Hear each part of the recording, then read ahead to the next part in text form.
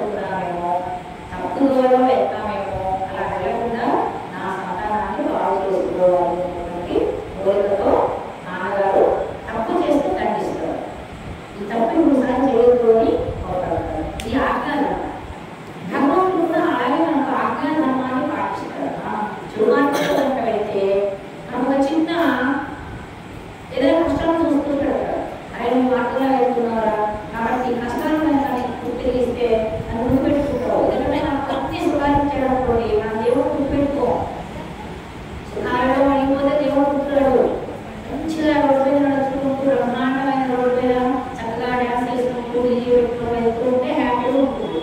కానీ ఒక రాయి ఉన్నప్పుడు ఎవ్వాలి కూడా అంటారు. అప్పుడు దేవుడు గుర్తుంటారు, అప్పలాగా దేవుడు గుర్తున్నారు. అందుకని మనం మర్చిపోతామేమో అనే ఉద్దేశంతో చిన్న కష్టాన్ని తెలుస్తుంది.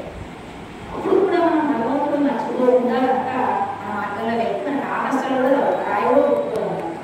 కాబట్టి ఈ ఆత్మీయ ధర్మాన్ని భగవంతుడు కలిగి ఉంటారు. ఇంకా సేవా ధర్మం అనేటువంటిది కలిగి చేస్తున్నారు. సేవా ధర్మం అంటే ప్రతి బిడ్డకు పుట్టగానే చూడండి, మనం పుట్టగానే స్నానం చేస్తామా, మనం స్నానం చేయలేదు. ఏటేస్తే అటు చేస్తే కాలితే అటేస్తే చేయండి ఇదంటే వేసుకుని కూర్చుంటాం. అమ్మ తీసుకెళ్ళి స్నానం పోస్తుంది. స్నానం పోసేప్పుడు వదిలేసి నీ బట్టలను వేసుకోవాలంటే వేసుకుంటాం. 2-3 ఏళ్ళ వరకు మనం బట్టలు వేసుకోవడం తెలియదు. అమ్మే మనం బట్టలు వేసుకున్నాం. ప్యాంటు షర్టు టీషర్టు గౌరవం అమ్మాయి అయితే ఏదో వస్త్రాలు కూడా అమ్మ తెలుస్తుంది. అలాగే చక్కగా ఆడపిల్లలు అయితే జడ వేస్తుంది. అలాగే గొడవ పొట్టు పెడుతుంది. మగపిల్లలు అయితే చక్కగా క్రాఫ్ట్ ఉంటుంది. అలా ఇలా ఉండాలి అని చెప్తుంది. ఇంకా విషయాలు ఎలా ఉంటాయి. ఇంకా మన కాళ్ళు ఉపయోగం అనుకోండి, శౌచానికి వెళ్తాం టాయిలెట్కి. అది కూడా మనం శుభ్రం చేసుకోలే పరిస్థితి చిన్న వయసులో. అది కూడా అమ్మ చేస్తుంది, అసహించుకోవడం. అమ్మ బాధ్యత లేదు. అయ్యో నా కొడుకు కదా అసహించుకుంటే అమ్మ సహించుకుంటే ఇంకా మనకేమో తెలియదు. కాబట్టి చెయ్యరాని కూడా అమ్మ సహించి చేస్తుంది అన్నమాట. చిన్నప్పుడు వెళ్ళినప్పుడు అమ్మాయిలను వదిలేసుకుంటాం. ఒకటి అమ్మ అసహించుకోకుండా అసహించుకోకుండా ఇక్కడ కదా మా నాన్న కాకపోతే ఎక్కడ చేస్తాడు అని చెప్పి అమ్మ వెళ్ళి భరించి ఆ సేవా ధర్మంతో ప్రేమతో అన్నీ కూడా చేసుకుంటుంది. అది తల్లి యొక్క సేవా ధర్మం. భగవంతుడు కూడా ఈ సేవా ధర్మాన్ని కలిగి ఉంటాడు. భగవంతుడు కూడా మనం తెలుసు తెలుగు భగవంతుని చూస్తూ ఉంటాం. అవ్వలేదు భగవంతుని గమనించుకుంటూ ఉంటాం. అయినా సరే ఆయన కోపడుతుంది. ఎందుకంటే ఎంత నాకు ఏదో ఒక మాట వచ్చి కోపడుతున్నారేమో, కోపడాలి నాకులే కదా, అది తర్వాత బాగా తెలుసుకున్నాను ఉపయోగించారు. కలిగి ఉన్నటువంటి ప్రేమగా ఉంది భగవంతుడి దగ్గర. నాన్నగారిలో ఉన్నటువంటి రక్షణ తత్వం ఉంది. కాబట్టి ఆజ్ఞా ధర్మాన్ని సేవా ధర్మాన్ని భగవంతుడు మన మీద కలిగి ఉంటారు. కాబట్టి ఆ భగవంతుడు కూడా అనేక రకాలైనటువంటి సేవా గుణాన్ని మనం ఎలా నిర్వర్తించాలనేటువంటి రామాయణం చెప్తుంది. ఎన్ని రకాలుగా మనం భగవంతుని సేవించుకోవచ్చు. ఇది మనకు రామాయణం చెప్తుంది. ఆయన చేసుకుంటాడు. మన కర్తవ్యం ఏంటి అంటే సేవ అంటే కేవలం నేను పూజ చేయలేనండి, రోజున దేవాలయానికి వెళ్ళలేదు. మరి ఏం చేయాలి అంటే నాకు మార్గం చెప్తుంది రామాయణం. అది చేసుకో. లేదు 10 రోజులు నేను భజన కార్యక్రమంలో పాల్గొలేనండి, నాకు సమయం కుదరదు, రామాయణంలో ఉంది, అది చూసుకో. అలా ఎంతమంది సేవ చేసి ఎన్ని రకాలుగా కలిగించారో అన్ని కూడా రామాయణం మనకు చెప్తుంది. దానిలో మనకు ఏది నచ్చితే అది చేయొచ్చు, అన్నీ నచ్చితే అన్ని చేయొచ్చు. కావచ్చు ఇందులో ముఖ్యంగా ధర్మం అనేటువంటిది ఆచరించాలి అంటే రాముని గురించినటువంటి విషయాలు వినాలి. సేవ గురించి సేవా ధర్మం గురించి ఆచరించాలంటే అసలు రాముడు ఏమేం చేశాడు, శిశువుగా నిన్న వచ్చిన వాళ్ళకి అర్థమవుతుంది, నిన్న విన్న వాళ్ళకి అర్థమవుతుంది. శిశువుగా రాముడు ఏం చేశాడు, తండ్రిగా ఏం చేశాడు, భార్యగా ఏం చేశాడు, భార్యకు ఏం చేశాడు, భర్తగా ఏం చేశాడు, పుత్రుడుగా ఏం చేశాడు, స్వామిగా ఏం చేశాడు, అన్నగా ఏం చేశాడు. ఎన్నో పాత్రల్ని అందరూ మనం పోషిస్తాం, కానీ మనం అందరికీ న్యాయం చేయలేము. కానీ రాముడు అన్ని పాత్రలకు న్యాయం చేశాడు. కాబట్టి రాముడి యొక్క ధర్మం ఏంటి, ఆయన ఎలా ప్రవర్తించాడో మన రామాయణం చదివి తెలుసుకోవాలి. ధర్మాన్ని తెలుసుకోవడం అంటే కేవలం గుడికి వెళ్ళాము, అక్కడ ఏదో ఉపన్యాసాలు చెప్తున్నారు, ధర్మం అంటే ఏంటో మేము తెలుసుకున్నామండి అని అంటే సరిపోదు. ధర్మాన్ని ఆచరించాలి. ఉదాహరణకి మనం బజార్కి వెళ్ళేటప్పుడు కుక్కలు వెంటబడ్డాయి అనుకోండి, ఏం చేస్తాము, బజార్లో కర్ర కొనుక్కుంటాం, ఏదో రాజు తప్ప చుట్టూ ఉంటే ఆ కర్రని ఉంచుకుంటాం, రక్షణగా కర్ర పట్టుకొని వెళ్తాం. ఆ కర్ర చూస్తే కుక్కలు దూరంగా వెళ్ళిపోతాయి. అంతేగాని కుక్కలు వచ్చాయి కదండి కర్ర ఎంచుకున్నాను, కర్ర మాత్రం ఇంట్లో గోడ పెట్టి వచ్చానంటే కుక్కలు ఉంటాయి వెంటపడకుండా, కర్ర వల్లనే ఉంటుంది ఇంట్లో, కుక్కలు వెంటపడదు. అంటే ఆ కుక్కల నుంచి ఇంకేదైనా జంతువుల నుంచి మనం రక్షించుకోవాలంటే ఏం చేయాలి, కర్ర కట్టుకోవాలి మనతో.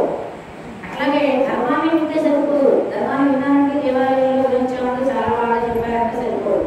ఆ ధర్మాన్ని మనం పట్టుకొచ్చుకోవాలి. ధర్మం అనేటువంటిది రక్షణ కవచం, కర్రలాంటి దుష్ట శక్తుల నుంచి, దుష్టమైనటువంటి జంతువుల నుంచి మనం కాపాడేటువంటి కర్ర ధర్మం.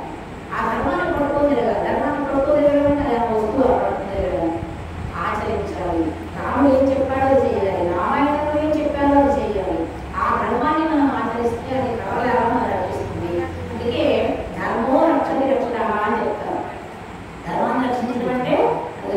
పెట్టి దాన్ని బ్యాలెన్స్ చేసుకోవడం కాదు, ధర్మాన్ని ఆచరించడమే ధర్మరక్షణ. కాబట్టి ఇవన్నీ కూడా మనం ఈ ధర్మ మార్గంలో రామాయణ మార్గంలో ఏమయ్యేటువంటి అన్నీ కూడా చేసుకోవాలి. ఇంకా మనకేం చెప్తారంటే స్వధర్మే నిధర్మ శ్రేయ పరధర్మో భయావహ చెప్తారు. స్వధర్మాన్ని మించినటువంటి ధర్మం లేదు. స్వధర్మం అంటే అందరేంటి? మన సనాతన ధర్మం ఏం చెప్పిందో అది మన ధర్మం. పక్కన ఎవరో చేశాడో మనం చేయదు. మనం ఏం చేస్తున్నామో మనం ఏది చెప్పారో అది చెయ్యాలి. మన అమ్మా నాన్న ఏం చేశారు, ఆచార వ్యవహారాలు అది మనం పాటించాలి. మన తాతగారు మన ముత్తాతలు ఏం చేశారో అది పాటించాలి. ఎవరో కొత్తగా ఎవరో చెప్పారండి యూట్యూబ్ ఆటూలో యూట్యూబ్లో చెప్పారో మనం చేయటం కాదు. మన ఎవరిసం ఉందా లేదా, మన వాళ్ళు ఏం చేశారు, ఏమి చేసి కలిగించారు, ఇది స్వధర్మం. ఈ స్వధర్మాన్ని వదిలిపెట్టి మనం ఎప్పుడైతే పరధర్మాన్ని పడుతున్నామో దైవమే మనని పీడిస్తుంది. కాబట్టి అంత గొప్పది సనాతన ధర్మం. ధర్మాన్ని ఆచరిస్తూ ఉంటే నేను ఎల్లప్పుడూ కూడా కాపాడుతుంది అని చెప్పి మనం చెప్తూ ఉంటారు.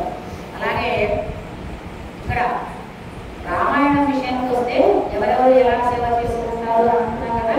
ఈ రామాయణంలో ముందుగా వాల్మీకి అక్షర సేవ చేసుకున్నాడు. అక్షర సేవ చేసుకోవడం అంటే అర్థమైంది, ఒక మహాకావ్యాన్ని రాసి సమాజానికి అందించాడు.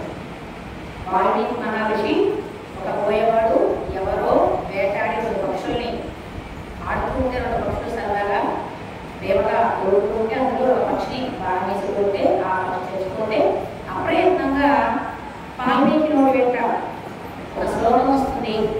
మా నిషాద ప్రతిష్టాస్వతి సమా అవధీకి కామో. పరస్పర ప్రేమానురాగాలతో ఉన్నటువంటి పక్షుల జట్టులో ఒకదాన్ని సంహరించావురా కిరాకురా నువ్వు నశిస్తావు అని. ఈ తిట్టు ఏమైంది అంటే తర్వాత కాలంలో పరస్పర ప్రేమానురాగాలతో ఉన్నటువంటి రామలక్ష్మణుడు పడేటువంటి ప్రేమ పక్షులలో రాముడిని బాధించావు కాబట్టి కిరాకురా రావణాసురుడా నువ్వు నశిస్తావు అనేటువంటి శ్లోకాన్ని అర్థమించింది ఆ శ్లోకం. దాంతో రామాయణం రాశారు. ఆ శ్లోకము ఆ రామాయణం ముందు మనం చెప్పుకున్నాం. రామాయణం మనకు తెలిసినటువంటి రామాయణం 24,000 శ్లోకాల రామాయణం అయితే వాల్మీకి మహర్షి రాసింది 100,000,000 ప్రవిస్తరమైనటువంటి రామాయణం. చరితం రఘునాథస్య 100,000,000 ప్రవిస్తరం అని చెప్పి మనకు రామరక్షణ స్తోత్రంలో ముందుగా చెప్తారు. ఈ రామరక్షణ స్తోత్రాన్ని ముందుగా లవకుశులకు బోధించారు వాల్మీకి మహర్షి. అది మనకు రామాయణంలో వస్తుంది. ఈ రామరక్షణ స్తోత్రంతోనే స్కందునికి అంటే కుమారస్వామికి శివుడు ఉపదేశం చేసి తారకాసురుని సంహరించడానికి పంపిస్తాడు. అంత శక్తివంతమైనటువంటి ఈ రామరక్షణ స్తోత్రం. కాబట్టి ఆ స్తోత్రానికి ముందు మనకి ఈ శ్లోకం వస్తుంది. చరితం రఘునాథస్య 100,000,000 ప్రవిస్తరం ఏకైక అక్షరం పుంసాం సర్వపాతకనాశనం. రామాయణం 100,000,000 ప్రవిస్తరం. 3,000,000 శ్లోకాలతో రామాయణాన్ని రాయబడింది వాల్మీకి చేత. 3,000,000 శ్లోకాలతో రాశాడు రామాయణం. ఆ 3,000,000 శ్లోకాలలో కూడా ప్రతి ఒక్క అక్షరము కూడా పరమ పవిత్రమే. రామాయణం మొత్తం చదవట్లేదు. ఒక అక్షరాన్ని భక్తి శ్రద్ధలతో మనం ఉచ్చరిస్తే ఇది రామాయణంలో అక్షరం కదా అని తెలుసుకొని భక్తి శ్రద్ధలతో ఒక అక్షరం చదువుకున్న పాపాలు పోయాడు. అంత గొప్పది రామాయణంలో ఉన్నటువంటి అక్షరాలు. కాబట్టి ఆ రామాయణాన్ని అర్థం చేసుకుని ఆ సేవా ధర్మాన్ని మనం పాటిస్తే ఎంత పుణ్యం అవుతుంది. అందుకని వాల్మీకి అక్షర రూపంలో రామాయణ కథని రాసి మనకు సమాజానికి అందించాడు. ఇది సమాజానికి వాల్మీకి చేసినటువంటి అక్షర సేవ. రామచంద్రుడికి వాల్మీకి చేసినటువంటి అక్షర సేవ అక్షర రూపంలో ఆయన అందించాడు. వాల్మీకి లేకుండా రాముడు లేదు. రాముడు ఎవరో మనకు తెలియదు. విగ్రహం అలా పెట్టి ఆయన రాముడు అంటే ఆ రాముడు. అంతేకాని ఇంత రామాయణం ఇంత కదా, ఇన్ని కథలు, ఇన్ని ప్రాచుర్యాలు, ఇంత ప్రభావం ఇంత ఉంది అనేటువంటి ఎవరు చెప్పారు మనకి? వాల్మీకి మహర్షి చెప్పాడు. వాల్మీకి మహర్షి ఎవరు ఇచ్చారో శక్తి? రాముడే ఇచ్చాడు. కాబట్టి అక్షర సేవ చేసుకొని అక్షర రూపంలో భగవంతుడికి సేవించాడు, ఇటు సమాజానికి సేవ చేశాడు. సమాజానికి మనమే మనకు అందించాడు, సేవ రూపంలో మనకు అందించాడు. కాబట్టి చిరస్థాయిగా వెళ్ళిపోయాడు వాల్మీకి. ఆదికవిగా మహాకవిగా అది వాల్మీకి అలా విశ్వామిత్రుడు గురుగారిని గురుగారి శిష్యుడే ముందు తెచ్చి గురుగారు లేపాలి. కానీ ఇక్కడ రాజులు ఎలా పడుకొని నిలబడుతున్నారు. అక్కడైతే మంచి రాజుగారు ఉంటారు. వైతాళికి అంటారు రాజుగారు నిద్రలేపేవాడు. ఆ వైతాళికులు లేకపోతే ఇక్కడ వైతాళికులు ఎవరు విశ్వామిత్రుడే ముందుగా నిద్రలేచాడు. నిద్రలేచి రామలక్ష్మణులు లేపుతున్నారు. ఎవరు లేపుతున్నారు? కౌసల్య సుప్రజా రామ పూర్వ సంధ్యా ప్రవర్తతే ఉత్తిష్ట నరశార్దూల కర్తవ్యం దైవమాన్నికం. అయ్యా రామచంద్ర, నరశార్దూల నరలోకంలో ఉన్నటువంటి ఓ సింహమా రాజసింహమా నిద్ర మేలుకోవయ్యా. రాచకార్యాలు చాలా ఉన్నాయి. దుష్టులందరూ కూడా ఈ సమాజాన్ని నాశనం చేస్తున్నారు. రక్షణ కోసం కదా వచ్చింది. కాబట్టి దుష్ట శిక్షణ చేయాలి, శిక్షరక్షణ చేయాలి. రామచంద్ర మేలుకో. ఉత్తిష్ట అంటే మేలుకో అర్థం. ఉత్తిష్ట లేదని చెప్తున్నాను. అలా మొట్టమొదటిసారిగా రామచంద్రుడికి గుడ్ మార్నింగ్ చెప్పింది ఎవరు అంటే విశ్వామిత్రుడు. అందుకని లేవగానే పక్కమించి మనం గుడ్ మార్నింగ్ అనుకోదు. భగవంతుని మేలుకోవాలి. లేచాక భగవంతుని మేలుకొలిపి ఆయన మన భాషలో సుప్రభాతం రాకపోయినా దేవుడు పెట్టి నమస్కారం చేసి అయ్యా స్వామి మూడు లేకపోయినా నా ఊహించుకొని అలా స్వామి భక్తితో బారుగా సేవించడం. గురువు అయినప్పటికీ కూడా గురు స్థానంలో ఉన్నప్పటికీ కూడా వచ్చినటువంటి రామచంద్రుడు సాక్షాత్తు నారాయణ స్వామిన వైకుంఠంలో ఉన్నటువంటి నారాయణుడి రాముడు కాబట్టి రాత్రికి దొరకడు. అలాంటి నారాయణ వస్తూ ఉన్నాడు కాబట్టి ఎలా సేవించుకోవాలి, రామభక్తిని ఎలా ప్రకటించుకోవాలి అని ఆలోచించి అలా రామచంద్రుడిని మేలు కొలిపి తన సేవ చేసుకున్నాడట విశ్వామిత్రుడు. ఆ విశ్వామిత్రుడి సేవ అలా ఉంటుంది. కాబట్టి మన రోజంతా మనకు కుదరలేదన్నటువంటి భగవంతుడిని రోజంతా మనం దండం పెట్టలేము. పక్క నుంచి లేవగానే చక్కగా కళ్ళు పూచుకొని భూదేవికి నమస్కారం చేసి దేవాలయం దగ్గరికి వెళ్ళి కళ్ళు పూసుకొని నమస్కారం చేసి అయ్యా స్వామి నేను మేలుకున్నాను, నువ్వు కూడా మేలుకో. ఈ రోజు నా దైనందిన జీవితం అంతా కూడా సక్రమంగా సాగేటట్టు చెయ్యి అని ఒక నమస్కారం చేసుకుంటే అది కూడా సేవ, మేలుకోవడం సేవ. అయ్యో స్నానం చేయలేదండి, అమ్మడుకోలేదండి, మేలుకు కూడా అవన్నీ ఉంటుంది. మేలుకు లేదు గుమ్మాడిని చెప్పేటప్పుడు బెడ్ కాఫీ తాగట్లే, అమ్మడు కూడా బెడ్ కాఫీ తాగినప్పుడు లేదు. భగవంతుడు నమస్కారం చేసుకున్నారు వచ్చిందా అయినా మనం కూర్చోలేదు కదా. భగవంతుడు వెళ్ళి భగవంతుడు లేచెక్కడండి అసలు తలాన్ని చెప్పాడు. అందువరకు లేని సందేహాంశాలు ఎంతెందుకు వెతికించుకున్న అంతందే గెలవచ్చింది దామాక్కడి విద్య అంటాడు. భగవంతుడు అన్ని చోట్ల వ్యాపించినప్పుడు దేవంతరంలోనే భగవంతుడు ఎందుకు అనుకోవాలి? పక్కలో పడుకొని మంత మీద కూర్చొని పూర్వకాలం అమ్మవారు ఉండేవాడు. ఆయన ముందు కాపేరు తెల్లవసం లేచేవాడు. బాబు నిద్ర పట్టక అప్పుడు అన్ని పోయి కూర్చొని లేచి అడివంశంలో కాలు వాసి పెట్టేసుకుని కూర్చొని ఎదురు పాడుకునేవాడు. దేవంతరానికి వెళ్ళక్కర్లేదు. అడివంశంలో కూర్చొని మేలుకొడుకుని వాడుకుంటే నిద్ర పట్టక మొదలు తీసుకునేవాడు. ఏదో అర్ధరాత్రికి ఇచ్చారు ఏమన్నా గుడికి లేచి మేలుకొడుకుని వాడు మనకు బట్టి భగవంతుడు మేలుకొడుకుని వాడితే ఆశీర్వదిస్తాడు. కాబట్టి భక్తి పారవస్యానికి విద్య అక్కర్లేదు. దేవంతరానికి వెళ్ళి నమస్కారం చేసుకోవచ్చు. ఏదో మనం కూర్చొని చోటే భగవంతుడికి ముందుగా ఆ మేలు చదువుకుని మాటలు చదువుకుని శుభోదయం చెప్పుకొని దేవుడు చెప్పుకొని ఆ తర్వాత మన ఏదైనా కార్యక్రమాలు అంటే ఆ రోజంతా కూడా భగవంతుని సేవ చేసినట్టే అది ఫలితం వస్తుంది. ఇది సేవా ధర్మం మనకు విశ్వామిత్రుడు చెప్పాడు. అంతేకాకుండా సీతారామ కళ్యాణం చేస్తున్నాం అంతా కూడా. ఈ సీతారామ కళ్యాణంలో సీతారాముడు సీతవుడు రాముడు. సీతారామ కళ్యాణం అంటే అసలు బాణకం ఇద్దరు గడపకు లేదా అన్నదానం భోజనాలు పెట్టేస్తారు, ఏదో సడకి భోజనం చేసి వస్తాం. ఇది కాదు. సీతారామ కళ్యాణం అంటే సీతారాముడి కళ్యాణం జరుగుతున్నంతసేపు రాముడు పరమాత్ముడు దైవం, సీత ఆత్మ. ఈ ఆత్మని పరమాత్మతో కలపటమే కళ్యాణం. ఆ శరీరాలన్నీ ఆత్మలే, ఆత్మ కూడా సీత స్వరూపం అని భావన్నారు.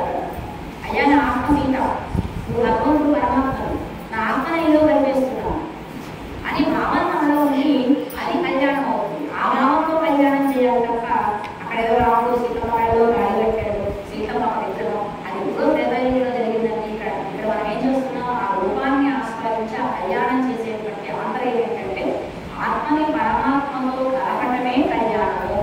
ఇది ఎప్పుడు చేయాలి అంటే ఎప్పటికైనా ఈ జీవరాశులన్నీ కూడా పరమాత్మలో లీనమయ్యేవి.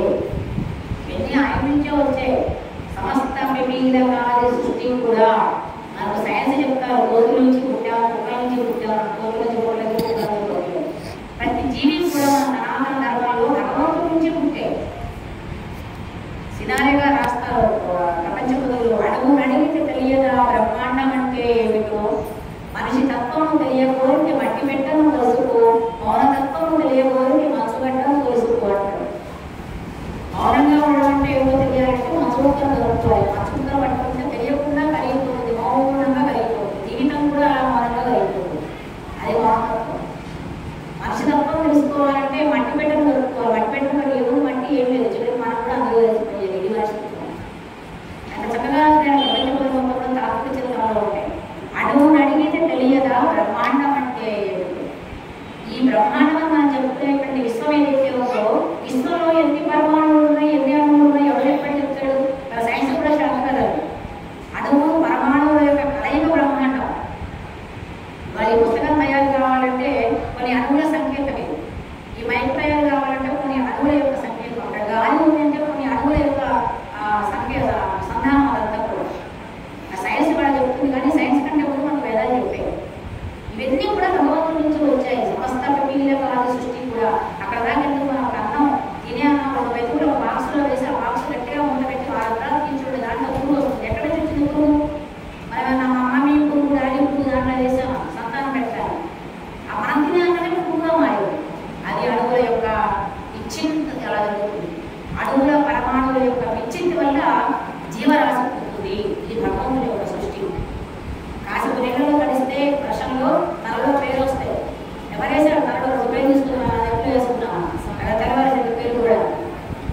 తలలో తడిస్తే చాలు, ఆ తడిలోనే ఆ అణువులలోనే ఆ జీవరాశి తత్వం అనేది జీవ ప్రాణి కూడా ఉన్నది.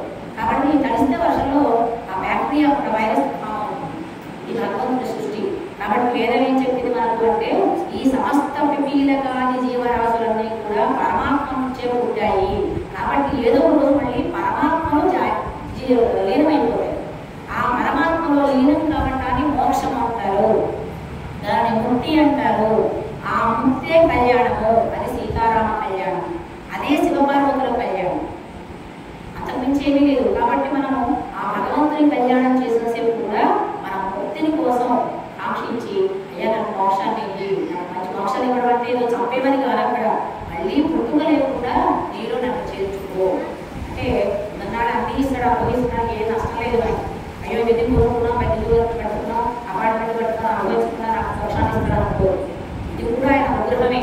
ఈ అనుగ్రహంతోనే నిర్ణయించాడు. ఇవన్నీ అనుభవించిన తర్వాత మనకు మళ్ళీ పుట్టుక లేకుండా భగవంతుడు కలుపుకునేటువంటి స్థితి అది గొప్ప. మహారుషులందరూ దానికోసమే భగవంతుడు తపస్సు చేశారు, స్మరించారు. వాళ్ళ ధనం కోసం, డబ్బుల కోసం, సుఖాల కోసం, యోగాల కోసం వాళ్ళు తపస్సు చేయలేదు. కాబట్టి అది మనం కోరుకోవాలి. అది సీతారామ కళ్యాణ సేవలో ఉన్నటువంటి ఆధారం. కాబట్టి ఇది కళ్యాణ సేవ అంటారు. కళ్యాణ సేవ అంటే ఆత్మని పరమాత్మలో అనుసంధానం చేసేటువంటి సాధన, ఒక సేవ. అలాగే శతానందుడు అనబడేటువంటి ఒక మహర్షి రాముడు ఇక్కడ యాగాన్ని సంరక్షణ చేసి మరి ఇంటికి వెళ్ళడం అడగలేదు. అసలు రాముడు వచ్చిన కారణం ఏంటి? విశ్వామిత్రుడు దేవుడు వచ్చాడు, ఏం అడిగాడు? యజ్ఞం చేస్తున్నాను, యజ్ఞ సంరక్షణ కోసం రాముడిని పంపించమని అడిగాడు దశరథ మహారాజు. సరే వశిష్ఠుడి ఆజ్ఞ ప్రకారంగా దశరథ మహారాజు గారు పంపించాడు రాముడు. యజ్ఞం అయిపోయింది. సరే వారే చూసుకో అడుగు కాటికి వీళ్ళంతా కూడా వచ్చారు. కాటకి చెప్పాడు, వారి వాడి వేసుకుంటే రంగంలో పడ్డాడు, స్వామిని చంపేశాడు. ఇంకా అనేక మంది రాక్షసులు అర్జునుడు వచ్చేసి ఆ యజ్ఞ మీద నెట్లు వేయటం, ఎముకలేయటం, మాంసఖండాలేయటం అలా కలవరం చేస్తే వాళ్ళందరూ కూడా పైన శరాలతో ఒక పందిలాగా వేసేసాడు బాణాలతో. అవన్నీ కూడా యజ్ఞంలో పరంగా రక్షించాడు, రాక్షసులను సంహరించాడు. అయిపోయింది యజ్ఞం పూర్తయింది. యజ్ఞం పూర్తయ్యాక రాముడు ఏమన్నాడు? విశ్వామిత్రుడు స్వామిని నచ్చిన పని అయిపోయింది కదా, నేను అయోధ్య నగరానికి వెళ్ళొచ్చాను అడగాలి. కానీ అలా అడగలేదు రాముడు. వినయ విధేయతలతో ఏమడిగాడు? ఆచార్య ఇంకా మేము ఏదైనా మీకు సహాయం చేయాలేమో ఆజ్ఞాపించండి అన్నాడు. ఇది శిష్యుడు చేసేటువంటి సేవా వృత్తి. శిష్యుడు అలా అడగాలి గురుగారి దగ్గర. అయ్యా అయిపోయింది పని వెళ్ళొచ్చా అనకూడదు. వెళ్ళొచ్చా అనేది ఆయన చెప్తాడు. పడవ తీసుకొచ్చుకున్నాడు, ఎప్పుడు పంపించాలో తెలియదు గురుగారు. కాబట్టి ఇంకేమైనా ఆజ్ఞాపిస్తారా ఆచార్య? ఇంకా ఏమైనా మా వాళ్ళకి సహాయం కావాల్సిందా? ఆజ్ఞాపించండి, మీకు చేస్తామా అన్నాడు. అంటే అప్పుడు ఏమన్నాడంటే విశ్వామిత్రుడు, ఇక్కడ మిథిలానగరంలో సీతమ్మకు స్వయంవరం జరుగుతుంది, ఇక్కడ పెద్ద శివధనుసు ఉంది, ఒకసారి శివధనుసు చూసుకుందాం. పెళ్లి కూడా చెప్పలేదు, సీతమ్మ పెళ్లి చేసుకోవడం కూడా చెప్పలేదు. అక్కడ శివధనుసు